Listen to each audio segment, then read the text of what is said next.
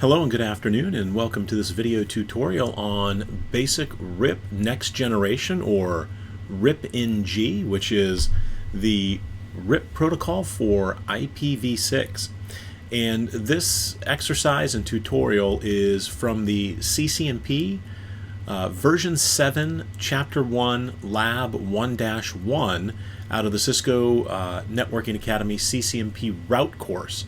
And so we're going to go ahead and walk through this tutorial here and this exercise.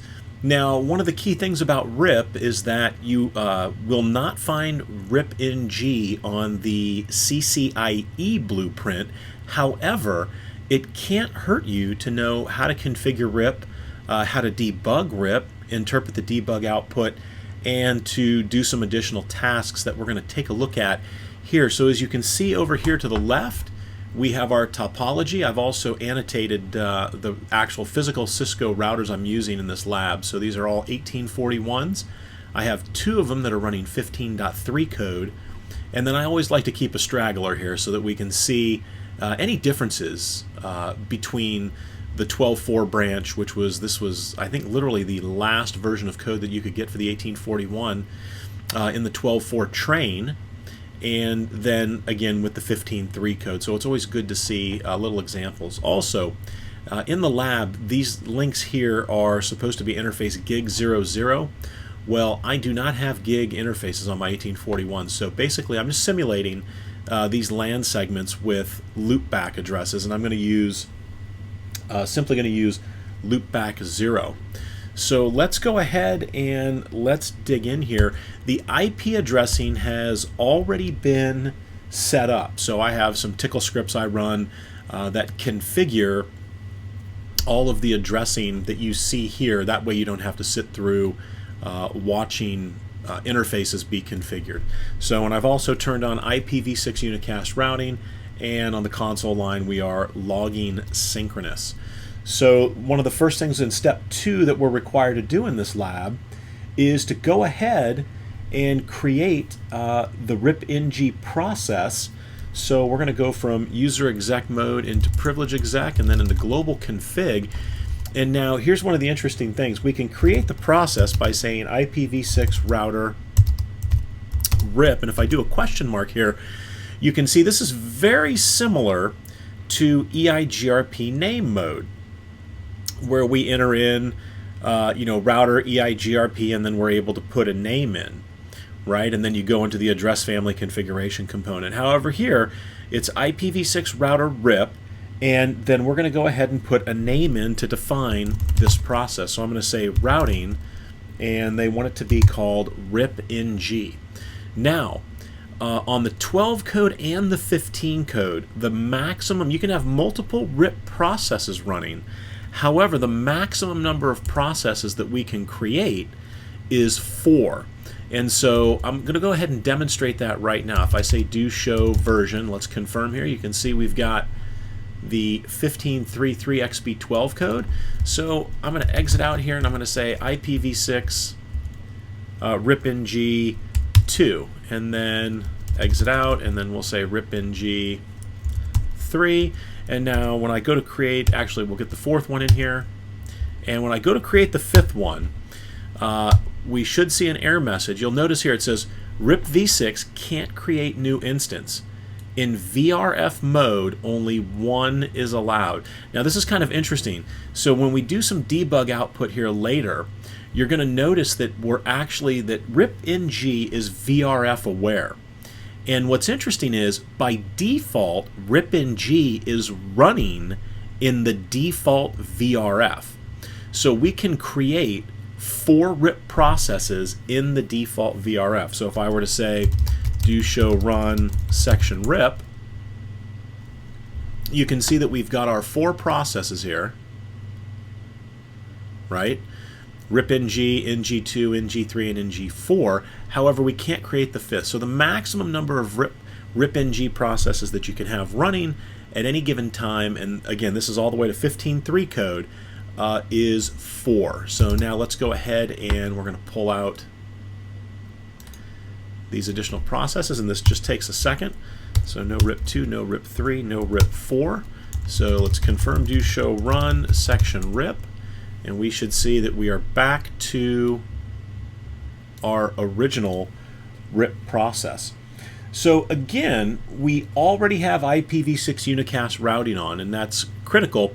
You would not be able to create the IPv6 router routing-RIPng process if IPv6 unicast routing was not on.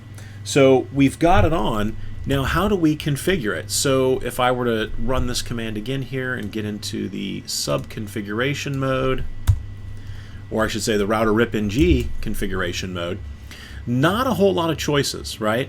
So we've got default distance to set the administrative distance, distribute lists if we wanted to filter some routes, the maximum paths, which I believe by default is 4. I'd have to double check that. Poison reverse, redistribute, split horizon, and timers. So not a ton of stuff to choose from, right? You'll notice that there is no network command of any kind. And so RIPng is just like OSPF v3 and EIGRP v6, where the only way to enable this is to actually put it onto an interface, right? To put the configuration command onto an interface, just like you would with OSPF v3 or like you would do with EIGRP v6. So here we are. And let's go ahead and let's see, what are the interfaces here? You can see I've got the interfaces listed here, right? And again, they're a little different than the lab just because the interfaces on my routers don't match up one for one with the hardware that was being used in the lab. So on router 1, let's jump into, we're going to do interface, and we're not doing gigabit Ethernet, we're doing loopback 0.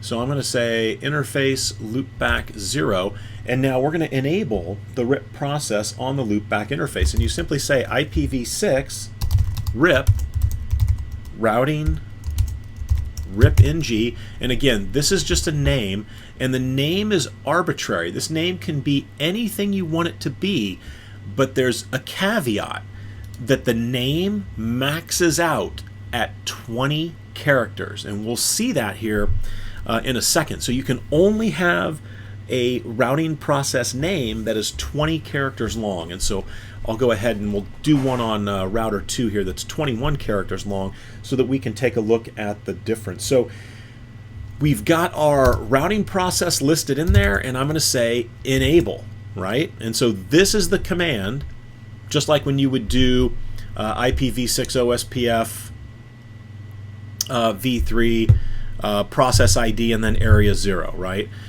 We're going to go ahead, and this command here is going to be the command that we put onto all of the interfaces that we want to have running the RIP process. So I say IPv6 RIP routing-RIPng enable. Let's go ahead also and put it on our serial 000 interface, and I simply paste it in here. So IPv6 RIP, the name of the RIP process, and enable, right? So that takes care of it for router 1. Let's jump over to router 2. And we're going to do much of the same thing. So again, unicast routing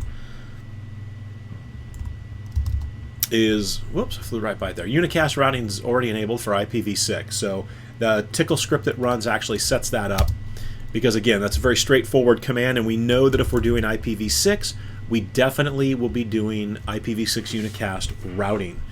All right, so on router 2, we're going to do much of the same thing here. So we're going to go to global config, and remember, the way I did it the first time, I created the RIP process first. So here, I'm actually going to go ahead and just simply jump into an interface. We'll say serial 000, and I'm going to create the RIPng process by actually enabling it on an interface. So IPv6 RIP, and we're going to call it the same thing, routing-RIPng, and I'm going to say enable, and we'll do a question mark. So, and that's it, right? Now, if I were to say RIP, and that's definitely more than 20 characters, and then enable, let's watch what happens. So invalid name length can't enable IP or RIP v6. So, or RIPng. It's interesting that the error message you get calls it RIPv6 instead of RIPng. But in any event, you can only use up to 20 characters for the name of your RIP process, right? So we'll go ahead and say IPv6 RIP routing-RIPng enable. And if I hit enter, we don't get a message of any kind, but if I do a do show run, and when we float by the addresses, you can see the addresses are all configured there. We have auto-magically created the actual IPv6 router RIP routing RIPng configuration section by simply enabling it under the interface. And you can see here IPv6 RIP routing RIP dash RIPng enable, and that facilitated the creation of the process itself. So if you knew the interfaces you wanted to enable it on, you could immediately jump in there and put it on the interfaces. It's going to create the overall RIPng config section for you by default. All right, so now we've got some work to do here on router 2, and it's going to involve simply enabling RIP on all of our loopback interfaces. So I'll say interface loopback 10, and then interface loopback 11, and then interface loopback 12, and on all of the interfaces, right? Because we want to have these advertised into our RIP process. We're going to use the IPv6 RIP, the name of our RIP process, and then the enable command. Excuse me. All right, so that takes care of that. We are not enabling the RIP process on the serial 010 link, and that's because we've got a router here, router 3, who is sitting outside of our RIP domain, as evidenced here by the nice lime green triangle that is kind of bordering off the two routers that are in my RIP configuration. So if I were to say do show IPv6 interface brief, you know, we can see all of our interfaces here, and as you can see, there's consistency across the board that all of our link locals are FE80::2. We've got our serial interfaces entered in here, as well as our loopbacks. If I say do show IPv6 route, have we learned anything via RIP? Well, here is a route that we have learned via RIP, and it's coming in on our serial 000 interface via FE80::1. So that would be router 1 right over here. And what is the network we're learning about? It's 2001 DB8 Cafe :1 :/64. And this is the segment right here, which is emulating that gig 00, the gig 0, I believe gig 00 segment that you'll see in the text. I've just got a loopback address that I'm using to simulate that with. So we are learning that from RIP. Let's step back over here to router 1. Should I be learning some do show IPv6 route? What are we picking up here via RIP? And sure enough, I'm picking up Cafe :3, and that's that loopback 0 interface emulating what should be the gig 00 LAN segment. And then we have 10, 11, and 12. I've got all of the loopback interfaces. Now, something to note here, and this is a major difference between RIP and RIPng, is the metric, right? So the metric, we all know that RIP uses hop count. And by default, the administrative distance for RIP is 120. For RIPng, it is also 120. But the major difference is when you're using RIPng, that the router counts itself, then starts to count the hops. So whereas if we were doing this in IPv4, right, this would count as one hop to get to the segment on router 2. However, you can see here that the metric is 2, and again, that's because in IPv6, RIP is going to count, the router is going to count itself with RIPng, and then it's going to count the next hop, right? And so that is one of the major differences. So I'm also going to say do debug RIP, or do debug IPv6 RIP. So I'm going to turn debugging on here, and this is really some rich output here that we see that describes what's taking place with the RIP routing protocol. And I'm going to let one more series of messages go by here, which should be my receiving. I should be receiving something here from my neighbor.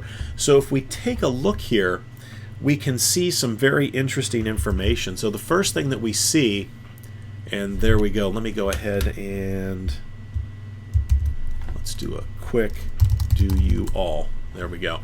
That way it doesn't roll past us on the screen. So let's take a look here. So sending, right? Remember, I'm on router 1 right now, right? So I'm on router 1 here, and that's the debug output we're seeing is from router 1. So it says sending multicast update on serial 000 for routing-RIPng, and here you go right here. This is one place that we see it. We also see it. We'll do some summary. We'll summarize some of the RIP routes, and you'll see that it comes up and it says VRF default VRF, right? So what's our source? Our source is FE80::1, because again, it's coming out of this interface right here. The destination, where is my multicast update going? It's going to FF02::9. Remember, with regular RIP for IPv4, it's 224.0.0.9, right? But we're dealing with IPv6 here, so it's FF02::9. Our source and our destination port is 521. With RIP for IPv4, it was 520, right?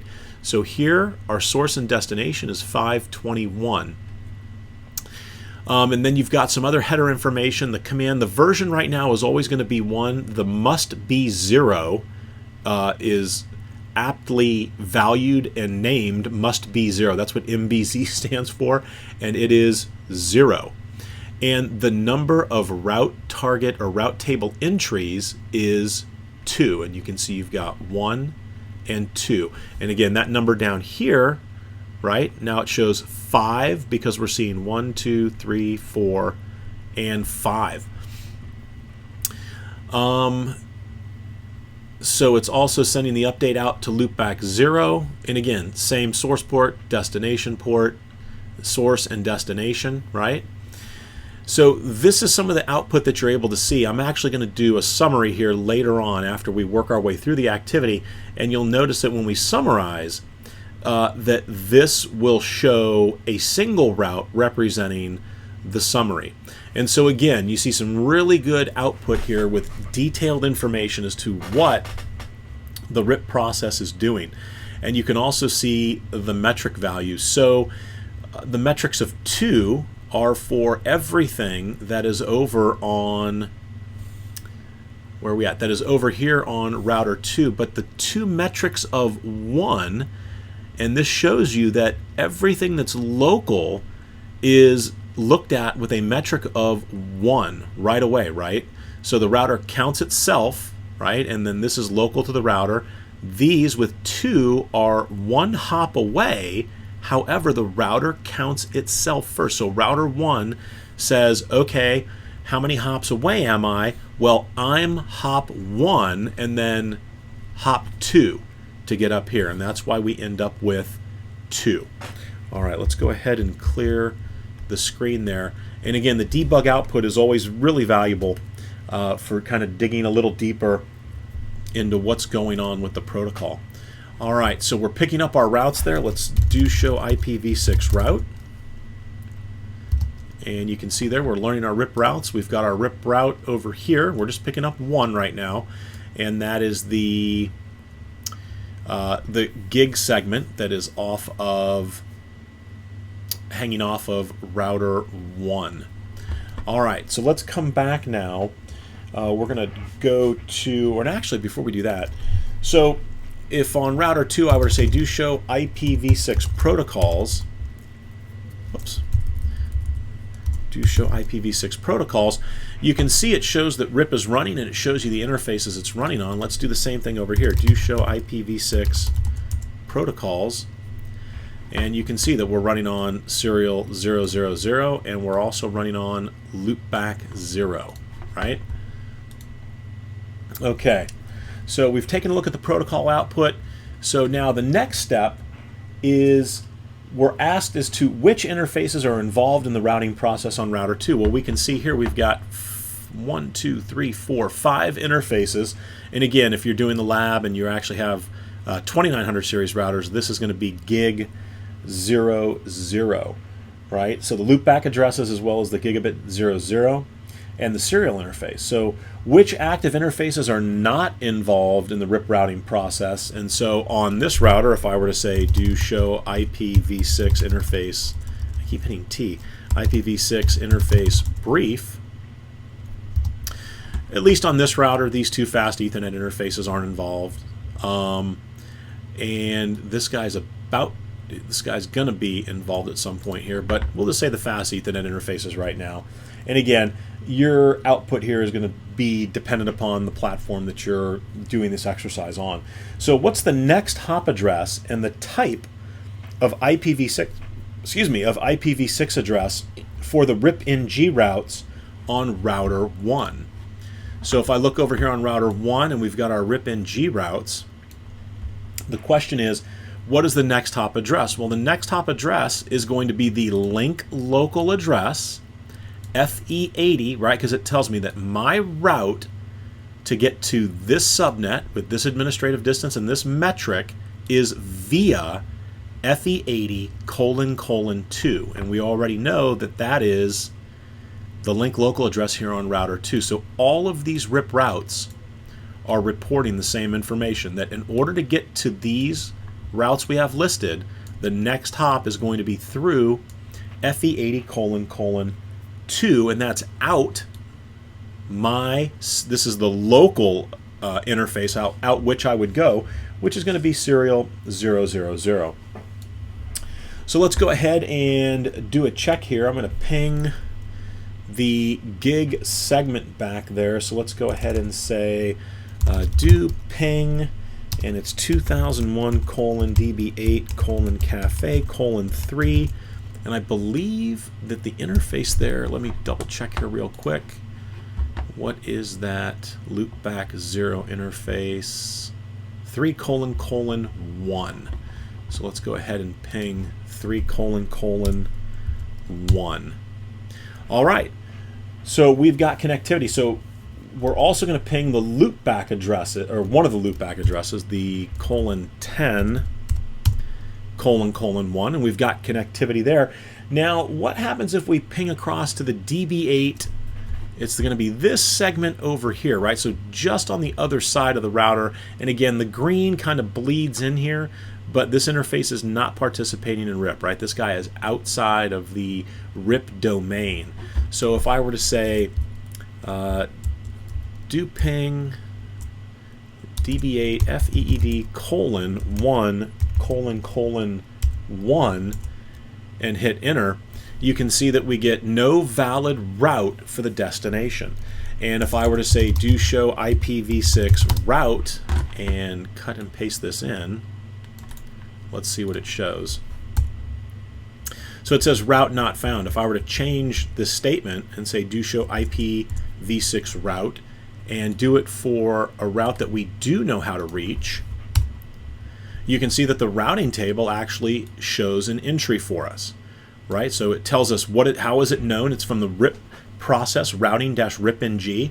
Got my administrative distance is 120. My metric is 2. The route count is 11. Routing paths, right? So if there was equal cost multipathing here, I could see multiple next hop addresses and outgoing interfaces, right? So here is your fib entry that shows you the forwarding information base. It shows you the correlation between the next hop IP and the outgoing interface, right? So that resolution has already been done. So it knows to reach this next hop address, it's out that interface. All right, so that's a quick look there at the IPs that we can ping right now, as well as a quick way to check to see, hey, you know, I can't ping it, so let me do a do show IPv6 route to see, does the routing table even have a route for me to get to that destination IP address? And in this case, we do not. All right, so now what we're going to do is we're going to configure IPv6 static routing, right? You can see here we're going to be doing static routing between router 2 and router 3. So we're finally going to pull router 3 into the fold here. So we'll go from user exec to privilege exec, and then into global, and then into global config. We've already enabled the unicast routing, so I'm simply going to do a default route, right? So IPv6 route, or I should say a static route. We're going to do a static route here. So 2001:db8:cafe:, and we are going to use :/48. So again, the way that I would read this is my route to get to the 2001:db8:cafe. Now, what does that encompass, right? Because we're doing a /48 here, not /64.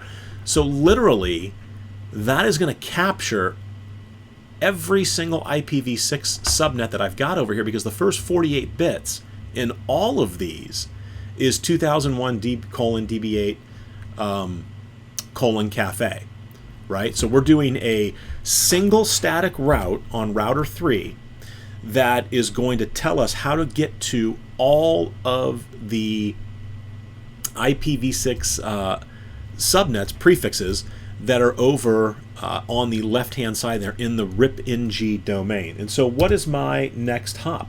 So my next hop is going to be 2001:db8:fed:1::2. And again, this is the IPv6 segment here, right? And it's :2 is the address here for router 2. All right. Now, you might be asking yourself, well, when I ran this command here, this IPv6 route command, I didn't put down the the link local address. So think about that for a second. Why would I not put down FE80::2 as being the next hop, right? So it's possible that there could be another FE80::2, right? So that's why I'm using the global unicast address and not the link local address, right? All right, so we've got our default route to get to all of the IPv6 prefixes in the RIPng domain on router 3. Let's come back to router 2 here, and now we're going to configure a default route. All right, so IPv6 route ::/0.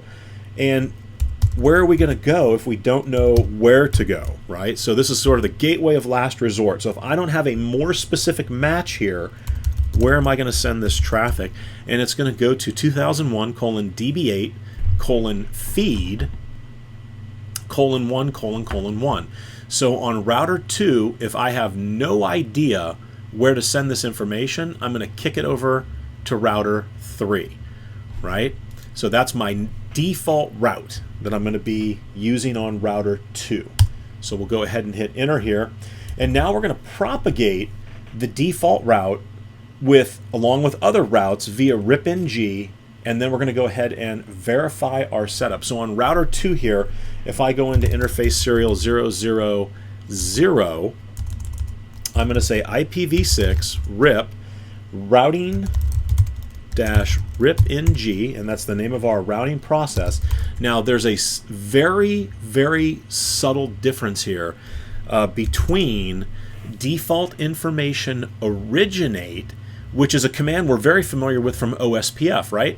Because in OSPF, when we have a default route and we want to propagate that default route out to the rest of the OSPF speakers in our area, we put in default information originate, and then that default route goes out, and it's only the default route that goes out. Well, with RIPng, it's a little different. So what they're going to have us do first is I'm going to say default information originate, just like I would if I was using OSPF. However, there's a minor difference here, and let's see what happens. So I hit enter. Now the originate keyword is going to send the default route. So let's come over here to router 1 and let's do show IPv6 route. Now let's see, are we picking up a default route? All right, check that out. Worked beautifully, right? So now I have a default route here. The difference, though, is that when I say default information originate, that means to go ahead and propagate not only this default route that I have here, but to also propagate all other RIP routes that I know about, right? In addition, any other routes that are in my routing table, I'm going to be sharing those as well. And so that may or may not be what you want, right? So the good news is we picked up the default route, but we need to be cognizant of the fact that it's also going to go ahead and propagate all routes that are in the routing table, right? And that's the difference between the default information originate and the default information only. So default information only says advertise only the default route. So this would be, with the only keyword here, that would be equivalent to the OSPF statement default information originate.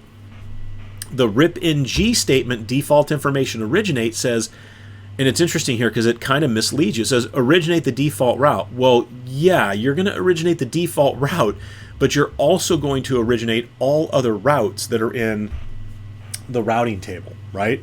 So be very aware of that when you're setting up, when you're trying to propagate that default route out to your neighbors. So what is the RIPng hop count for the default and other routes? And then explain how that is determined. So we'll come back over here. They're referring to this. And so you can see, what is my hop count? Well, it's 2. What is it on the rest of these routes? It's 2. We already talked about that. It's because with RIPng, the router includes itself as part of the metric, right? So it's going to count itself, saying, oh, from R1, you've got me, that's 1, and then I need to get over to router 2, so that's 2. And that's why it shows up as 2, whereas if we were doing RIP with IPv4, our metric count would simply be how many hops away? 1 hop, right?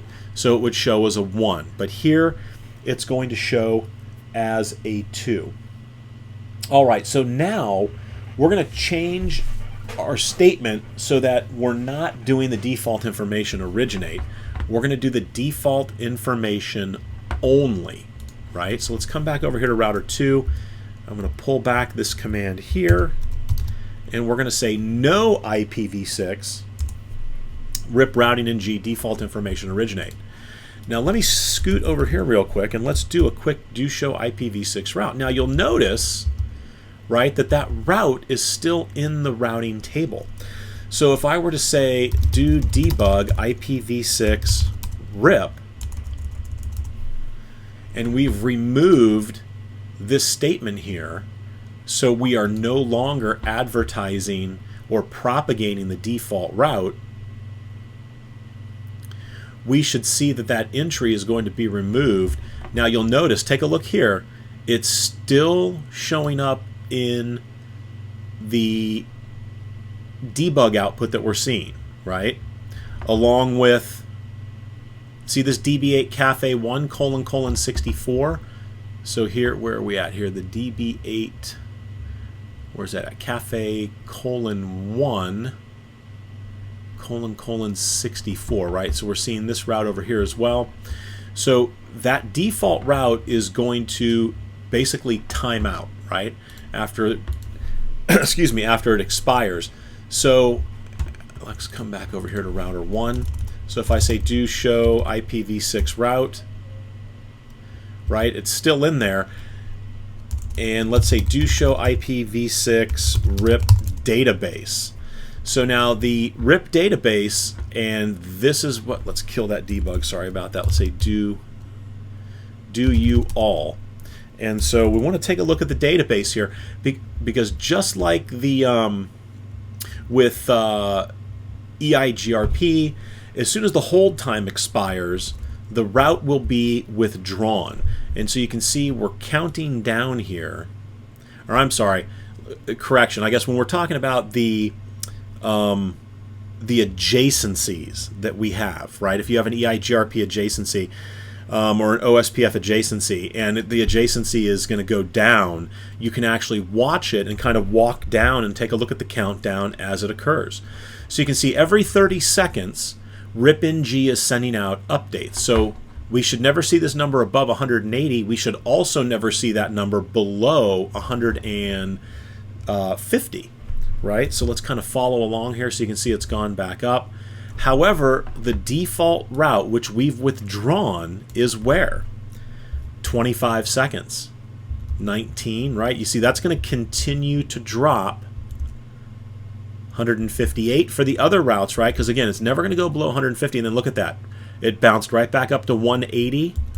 But we're down to 10 seconds, 5 seconds, 3 seconds until that route expires. So now you can see the hold timer has expired. Right? The advertised time is now counting down. So if I were to say do show IPv6 route, it is gone, right? The default route is gone. And that's what happened once the hold timer expired. We no longer see it in the routing table. Okay, so again, that command to take a look at the RIP database is show IPv6 RIP database, and that will actually show you kind of a real-time, if you will, countdown of the route being basically expired from the database and then pulled from being used. Okay, so we've removed the default information originate. Now we're going to go back to router 2, and it wants us to run default information. And again, we're going to choose only because we only want to see the default route. So if I flip back over here to R1 real quick and say do show IPv6 route, so we're not picking it up yet, right? So it hasn't been picked up yet. And in fact, we may have to clear, oh, no, we don't. Okay, good. So I thought we may have to clear the process, but we do not, right? And to clear it, it's just simply clear IPv6 RIP routing-RIPng, or the name of the RIP route or the RIP process that you're using, right? So as you can see, I am now getting just the default route here. So we've got these other 4 routes down here. Let's take a look at the database. Do show IPv6 RIP database, and let's see what's happening. So what would you think is going to happen? Exactly. So take a look at those 5 routes that we had before, right? All the loopback interfaces. They are now well under 100 seconds. And the default is all we're getting, right? Or all we're going to have here in about 87 seconds. So I could force this, right? And that was the clear command would allow me to force this. So if I were to say do clear IPv6 RIP routing-RIPng, that's going to force the process to clear. And then if I did the show database, the process still sorting things out, it looks like. There we go. So as you can see, what do we have? We only have the default route, whereas before we had all of the routes. The default information only command, it's sort of, if you think about it like this, a great analogy is it's like OSPF stub, right? So I'm just simply, I'm creating a stub area, and I'm gonna, same thing with EIGRP, and I'm just going to push a default route in because there's only one way to get out, right? If you take a look here on the left, you can see router 1 only has one way to get out here to router 3, and it's got to go to router 2. So from router 2's perspective, it makes sense to maybe tell router 1, hey, you don't need all of these routes. I'm just going to force you to take a default route from me because you can only get out through me. So why not do that? It's going to make router 1's routing table. So let's say do show IPv6 route. And take a look at that, right? It cleans up the routing table quite a bit. We don't have any of those loopback interfaces in here anymore. all we have is the default route. So let's check and see, can I still ping some of these addresses? 2001 DB8 cafe, :3::1. I can, right? Because I have a default route. I know how to get to those addresses. So if I were to say do show IPv6 route, and then let's put this IPv6 address in here, what do you think it's going to say? It's going to tell me, yeah, it's known via routing-RIPng, and I'm basically using the default to make my way out, because again, that is the only show IPv6 route. That is the only way, sorry about that, to show IPv6 route. That's the only way I know how to get out, but that is my IPv6 default, right? And so again, that's the subtle difference between default information originate, right, which is, you know, if you're a big OSPF fan, a little misleading, right?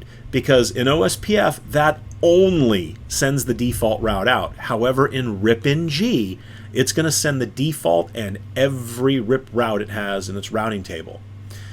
So default information only will do just this. It kind of, like I said, kind of simulates a stub, an EIGRP stub or an OSPF stub area, where we're just simply throwing the default route in there and saying, hey, you don't need to know about all these other routes, because the only way for you to get to anything anyway is to come through me. So here's the default. Use me as your default, right? Okay, so on router 2 now, let's go ahead and take a look at do show IPv6 RIP, right? And this is going to give us some additional information. So a lot of this information we saw in the debug output, right? So RIPng is using UDP port 521. What is our multicast group for IPv6? Well, it's FF02::9, because remember, with IPv4, it was 224.009. And I apologize. So the maximum number of paths is 16, not 4. I think I'm thinking EIGRP there. So the maximum number of paths is 16. What's my administrative distance? 120. Here's my updates, right? Every 30 seconds I get my updates. After 180 seconds, and this is what we saw in that show IPv6 RIP database, is that every 30 seconds we're going to get an update. If it doesn't get updated in 180 seconds, right, 180 seconds, excuse me, then that route's going to expire. Okay, you can see here split horizon is on, meaning I can't advertise routes out interfaces on which I've learned them, and then poison reverse is off. Default routes are generated, right? So if I were to run this command on router 1 and say do show IPv6 RIP, default routes are not generated. So remember, R1 is not the router who is generating and then redistributing, so to speak, that default information only command. That's on router 2, and that's why we see here default routes are generated, right? How many triggered updates have we had? How many periodic updates have we had? And then it shows us the interfaces that are participating in the RIPng process. And so I should say that it's originating the default route. Technically, it's not redistributing it, right? Because it's coming in with the same administrative distance. Then that is different. Like when you do that redistribute static with EIGRP in order to get the default route in, it comes in with an administrative distance of 170, right? And a DEX, an external EIGRP route. Whereas here with RIP, I'll go ahead and say it's originating it, because technically it is not redistributing the route, as you can see right here, right? So let me correct that. I'll make sure we're technically correct with that. So let's go ahead now, and they're asking us to, it just asks us how many RIP processes are running, right? There's only one RIP routing process running. What port number does RIP use? UDP port 521. And what destination address and type of address does it send? So it uses a multicast address for IPv6, and it is FF02::9. All right, so then it also wants us to take a look at the do show IPv6 RIP, and if I do a question mark here, actually we're going to have to be show IPv6 RIP question mark. You can see it's database, next hops. So let's see what next hops looks like, right? So my next hop is basically FE8 out FE80::1, which is serial 000, okay? And then if I look at my database, which we've already taken a look at, whoops, database, there we go. So right now on router 2, I've got 2 routes installed, the cafe1::64, which is this link here out on router 1. And then I've also got the cafe2::64, which is the transit network between router 1 and router 2. And the metric for both is 2 because, again, remember, the router will count itself as a hop first and then the hop to the network segment. So how many entries? We only see 2. And then it wanted to know which entry is installed in the routing table and why is the other one not included. So let's say show IPv6, keep coming up short there, hitting that T, show IPv6 route. So here we go. So the question is, why is it that the cafe:1::/64 prefix is in the IPv6 routing table, and why doesn't the transit network show up?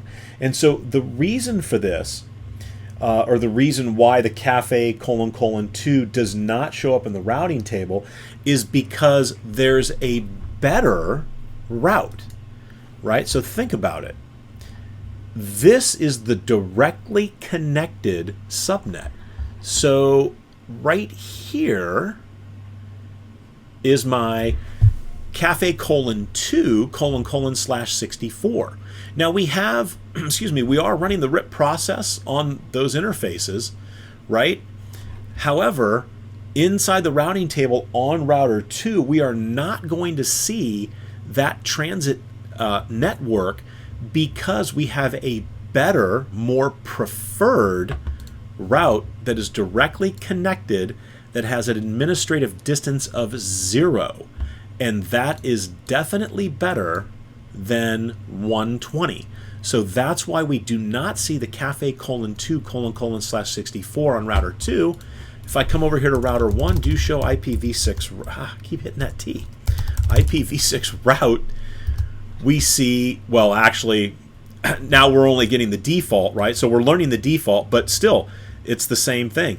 Where is the cafe:2::/64? It's not a RIP route. It is a directly connected route with an administrative distance of 0, right? So that's the route that's going to be installed into the routing table, not the RIP route that we're learning, okay? And so that should answer that question. The next hop, IPv6 address and exit interface on both RIP entries is FE80::2, and the exit interface is serial 000. So what happens, let's go back over here real quick and let's take a look at the show IPv6 RIP database again. So the expires command, right? You can see it's down to 141 seconds. So the question is, when that countdown reaches 0, right, when the expires in seconds, whatever the number in is, here in our case it's 141, when it gets to 0, what happens, and then what keeps the value from expiring? So remember, we know that what keeps it from expiring is the updates. Every 30 seconds we're getting updates, right? And you can see that it's going to count down. However, we're going to get an update, and then this value is going to shoot back up. And there you go, boom, look at that, right up to 180. So that's why it's not expiring, right? And it's basically the multicast messages, and it's the same messages we see if I say show debug IPv6 RIP. Sorry about that, show debug, or not show debug, debug IPv6 RIP. So it's the same messages that we're receiving here, because what's taking place is, and you can see we've got all kinds of stuff going on, what's taking place is that RIP, and this is sending multicast updates, right? And it's sending them out the loopback 0 because we have it running there. But more importantly, it is, and I'm hoping that it's going to slow down here. You can see that RIPng sending multicast updates on, I was actually looking for the serial interface. Here we go. Sending multicast updates on serial 000. And so that's what prevents the countdown timer from going to 0, is that I'm sending the updates, and as you can see here, we're sending the updates for the routes that we have, and more importantly, we're sending it for, we're sending it for that default route, right? So let me do a quick all to kill the debugging here. So this one right here is an important one to take a look at, because you can see that I didn't set up the default only statement, default originate statement, or correction, the default originate only statement. It's set up on serial 000. Remember that? So if I say show run interface serial 000, where did we set up the default information only, right? So the default information only statement is on serial 000. So when my updates, right, every 30 seconds, my updates go out on serial 000 for this RIPng process. Source address is going to be my link local. The destination is going to be the multicast address, source and destination UDP ports, right? What is the only thing I'm sending out? How many routing table entries am I sending out? Just, this is it, right? So this proves that router 2 is in fact out that serial 000 interface only sending the default. Now it's different here, right? On loopback 0, we did not set the default information only command. So therefore, when RIP multicasts out to the loopback 00 segment, its update information, it is sending out updates for all of the RIP routes, right, that it has learned. But the key here is this right here. This is why router 1 is only seeing the default route, because that is what's coming across in the update messages from router 2.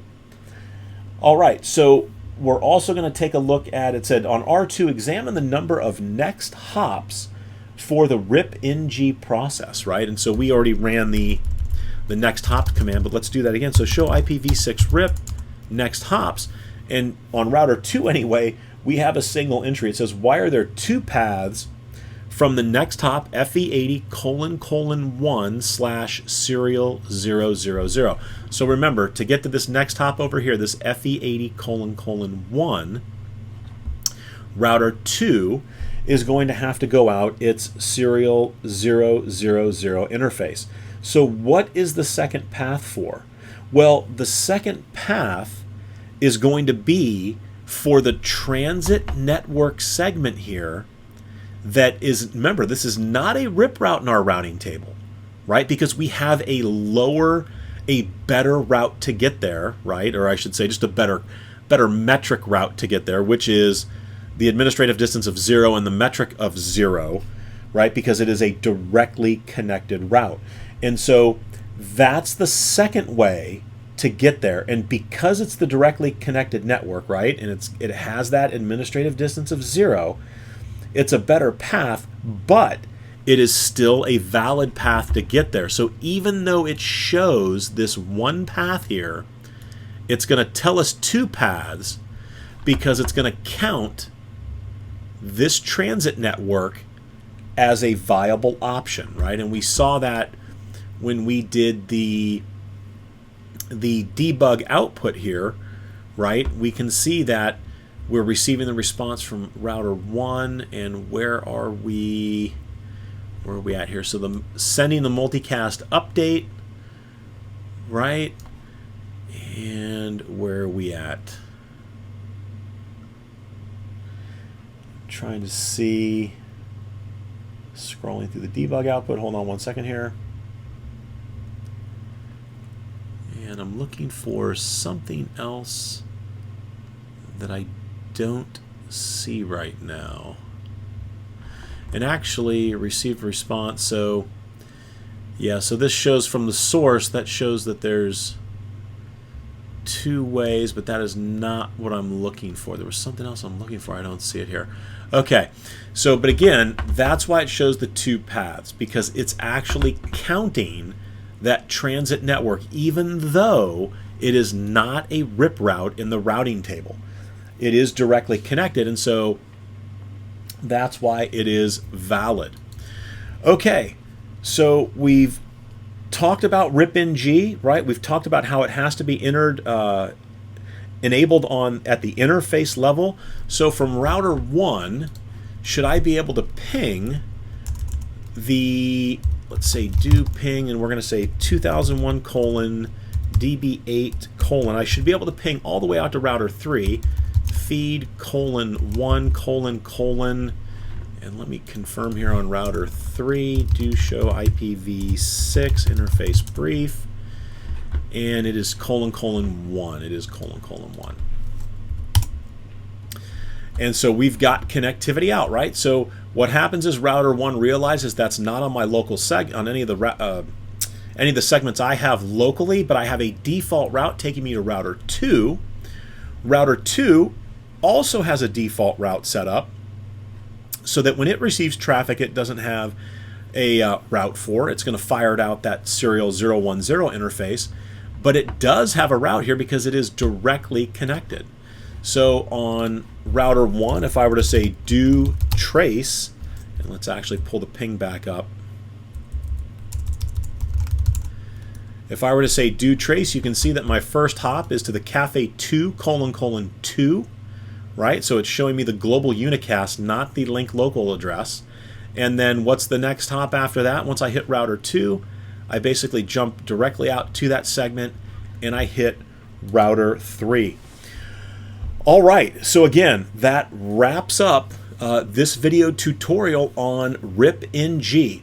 And again, some of the key takeaways is it uses UDP port 521 to send its updates. It's an IPv6 multicast, so it's going to FF02 colon colon 9. We've got our updates are sent every 30 seconds. After 180 seconds, the route would be withdrawn. We also took a look at a number of very, very good commands. Debug IPv6 RIP, so that we can actually see the updates that are going back and forth. We also took a look at how to originate a default route only with the default information only command. We then looked at how to originate the default route along with the other more specific routes. And so the final thing that I'm going to do here is we're going to go ahead. This is not part of the lab. However, it's really good to see. We're going to go ahead and set up summarization. So I'm going to summarize these routes here, these 3 loopback addresses up here, 10, 11, and 12. And we're going to create a summary, because remember, RIP is a distance vector protocol. RIPng is the same thing, distance vector. So I can summarize anywhere. So the first thing we're going to do here on router 2 is I'm going to remove under interface serial 000. Let's go ahead and say do show run interface serial 00 no, and I'm going to pull out the default information only, right? And then I'm going to go ahead and say do IPv6 router RIP clear, or wait a second, do I'm trying to remember the command here. So it is going to be, and actually let me check and see if it's already pulled it out. So I'm just pulling out that default because we don't want it to originate the default. So do show IPv6 route. So I still have the default route in here, and the clear was do clear IPv6. I thought it was RIP. There, yeah, okay, there it was. Do clear IPv6 RIP. What did I type over here? Because I thought that was the command. Oh, do IPv6 router RIP clear, yeah. So just do clear IPv6 RIP. So now we're going to go ahead and say do show IPv6 route. All right, so the default is gone, and what do we have back now? We have back all of these loopbacks. And so I'm going to go ahead. We're interested in summarizing these three, right? So real quick review on summarizing for IPv6 is that what's our interesting hextet? Well, it's going to be this fourth hextet, right? Because that's where it's no longer the same. So real quickly, again, it's not 10, right? It's actually 10. So what does the hextet break out to? So it's 000. Because remember, there's two zeros in front of that we're not seeing. And those two zeros are represented by four bits. So now we have 1 is equal to 0001, and then the 0 is 0000. So then we see here 11. Well, that's going to be 0001, but then again 0001 in binary, and then 120001, that gives us the digit 1, and then we need a 2, 0010. So where are they no longer identical? And it's right there, these last two bits, right? So the first 48 match, then I've got 4, 4, 4, that's 12, 13, 14. So 48 plus 14 is 62. So our summary is going to be 2001 colon DB8 colon cafe colon. Now we got to be very careful here because this is where it no longer matched. However, this bit value is on. So it would be 0, 0, 1, 0. Okay, so cafe colon, whoops, 10 colon slash 62. So that is going to be our summary. Now, before we move on, are any other routes included in this summary that don't appear over here? And the easy way to figure that out, if you remember a quick review, is you look at the bits that don't match and you take 2 to the number of bits that don't match. So here we've got 2 bits, right? The last 2 bits don't match. So 2 to the 2 is 4. So in effect, there should be 4 routes that this will match. So we've got 00, 01, 10. What's the only combination I'm missing right here? You guessed it, 1, 1. And if the combination was 1, 1, what would that have been? So we've got 10, 11, 12. Well, if the last 2 bits in the last nibble are 1, 1, that is a value of 3.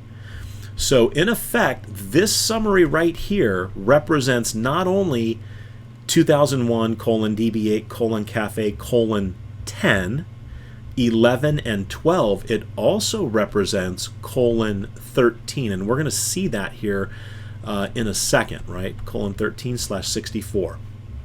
But for right now, we have this as our summary. So let's go ahead and let's jump in here and throw our summary onto router 2's serial 000 interface for RIP. And again, right now you can see we've got these 3 RIP routes here. We're going to consolidate that down to a single route. So I'm going to go ahead and say configure terminal to get into global config mode, and we're going to jump into interface serial 000. I'm going to say IPv6, and what are we going to choose here? So it's going to be IPv6 summary. Sorry, I'm going to choose RIP there. IPv6 summary address, and it is going to be RIP. RIP summary address. Routing RIPng. I have EIGRP there, and this is where you find the summary address, right? So IPv6 RIP routing RIPng summary address, and now it wants the summary address. So we had 2001 colon DB8 colon cafe, cafe colon 10 colon slash 62. Now that is it. So remember, over here on router 1 is still receiving all of these routes, right? I actually terminated that a little early there. I want to hit the space bar. So you can see we're picking up the 3 summary routes here. right? Can I ping all three of these summary routes? Let's make sure that everything is working before we change it. DB8 : cafe, :10, : I believe it's 1. So I can ping 10, 1, 11, and we'll get to 12. So I've got connectivity to all those. Can I ping 13? And the answer is no, because there's no valid route. Not only is there not a valid route to get there, that loopback address doesn't currently exist. So let's go ahead and take a look at our debug IPv6 RIP, right? And now let's come over here and hit enter. So now I've summarized on the serial 000 interface. You can see, look what I'm receiving here, right? I'm sorry, that was sending the multicast update out. And so we're going to wait and see what happens. We should have a triggered update that is going to come through. And here it is. Let's see, do you all real quick. All right, we got it. So here's what we were waiting for, right? Is right here. So response received from FE80 : 2 on serial 000 for this RIP routing process. So I've got my source, right? Where is it coming from? It's coming from FE80 : 2. That's router 2. The destination, it's going to the multicast, right? So router 2 is firing this out. Router 1 has received it because it's listening for the RIPng multicast address FF02 : 9. I've got my source and destination ports here. We've got our header information. Now, number of routes received. Take a look at that.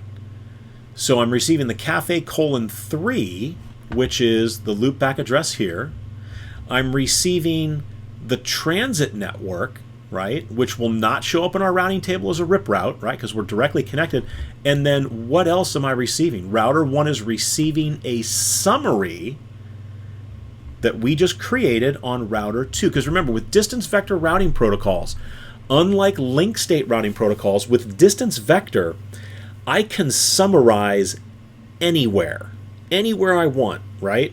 And so I just summarized right there on the serial 000 interface here on router 2. So now router 1, let's take a look at the routing table. Do show IPv6 route. And I've got, oops, not that. I've got my summary here, and those guys, if we say do show IPv6 RIP database, let's see. And sure enough, there they are, right? So they're still sitting in there because they're in the RIP database. However, what's happening, right? The sort of the countdown to extinction, basically, is what I like to call it. So, and those will no longer be in the routing table in about 26 seconds. So let's go back to that. Sorry about that. That show IPv6 route, because what's going to happen here is once those routes are withdrawn from the database, once they expire in the database, we're no longer going to see them here. And we've got 5 seconds, 4, 3, 2, 1. We should be close enough now to where, there you go. So what are the RIP routes that we have? We've got the summary, but let's check, right? Can I still ping? Has this broken connectivity for me at all? So there's 10, perfect, 11, working like a champ, and then finally 12, working great, right? Now remember, what happens if I ping 13? Because the summary address includes 13. 13 would fit into that range. We receive the T back, right?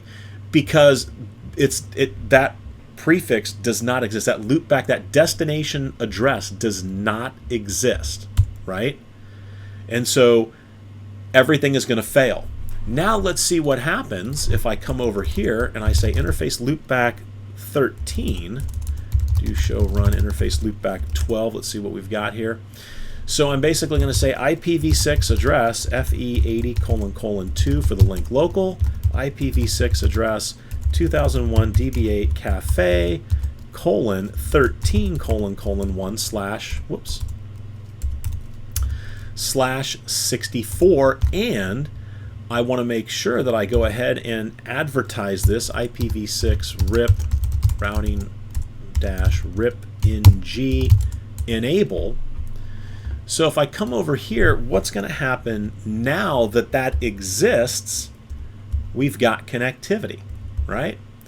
All right, so again, that was just, quick demonstration of doing a summary with RIP and summarizing those loopback addresses. And again, it's going to shrink, do show IPv6. That T is killing me today.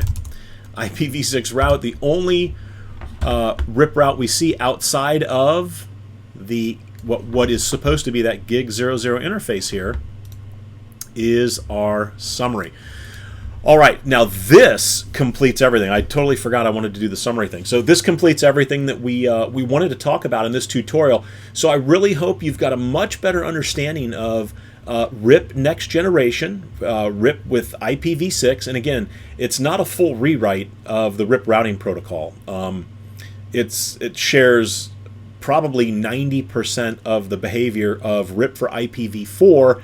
Again, it was just quick and dirty adaptation to make RIP IPv6 compatible. So again, I hope this answers any questions that you might have had about RIPng, and you should definitely be well on your way to being able to configure RIP with IPv6 in your network if you need to. So thank you so much for watching. Appreciate your time, and have a great evening.